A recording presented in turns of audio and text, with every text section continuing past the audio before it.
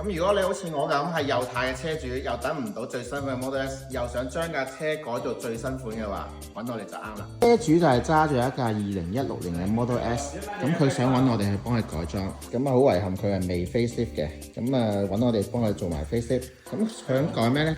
第一想將個大燈轉翻做最新款嘅原廠大燈。除咗頭燈之外咧，個尾燈都已經有啲歲月㗎啦。因為呢個盞 Model S 嘅尾燈咧，其實由2012年開始到2022年都冇改到嘅。Model S 最尾喺2023年決定改款，將呢條嘢斬短咗，之後將呢個換咗個新版嘅尾燈，再冇呢種粒粒感。睇埋佢個座椅，佢個座椅係2015至2016年款嚟嘅，係比較舊式嘅設計。咁你見到佢嘅座手位都還 OK。但係去到駕駛位嘅時候，你見到呢度相對係比較巢嘅。咁車主之前呢度都重新包過㗎啦，你見到係兩節式嘅。咁佢揾我哋做翻最新嘅 Model S Performance 版嘅運動座椅。其實車主已經等咗2個月㗎啦，因為我哋由第一次試完到 refine 晒所有嘢，最近先真係可以幫車主裝。咁呢個都會做一個翻新嘅。最後車主都覺得呢個19寸嘅 Link 已經有啲殘啦，所以都想揾我哋更換咗佢。咁究竟改車效果會係點呢？我哋完成咗再帶大家睇下。2000 years later。咁改裝大致上就完成㗎啦。咁我帶大家睇下先。咁車主呢度就做咗個舊改新啦。咁佢仲特別話想要個金色標，咁我哋做埋俾佢。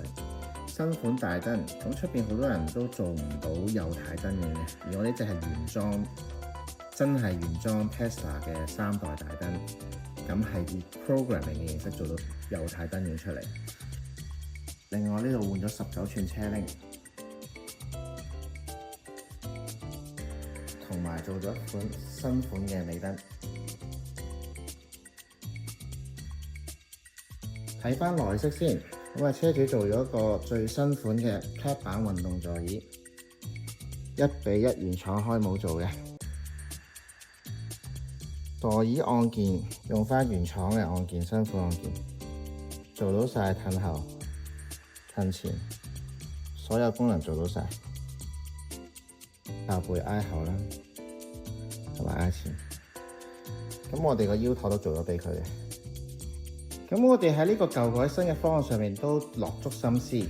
咁除咗呢個係真係原廠嘅最新 Matrix 大燈係有右軚燈影之外，我哋仲做咗頭枕加長，因為所有第一代嘅車都要做翻個頭枕加長嘅。咁我哋做翻頭枕加長，令到成個型更加似翻以一款嘅 Model S。再講埋呢個尾燈，呢個尾燈。為咗令到容易驗車，我哋特登係唔做任何動畫效果嘅。